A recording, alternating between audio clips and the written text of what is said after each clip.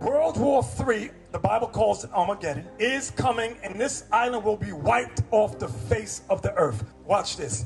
You think you're comfortable on this pretty, beautiful island. You're very comfortable in your religions and your traditions. Watch what's going to happen to you. Revelation chapter 6, verse 14. And the heaven departed as a scroll. And the heaven departed as a scroll means destruction. When a bomb drops, it rolled the earth, the skies roll like a scroll. Thermonuclear destruction. Read it again. And the heaven departed as a scroll when it is rolled together. And every mountain and island, every island were moved out of their places. Shall be moved off the map. So you think when Armageddon comes, you're going to be comfortable and safe? I'm in Solomon Island. Nothing's going to happen to me.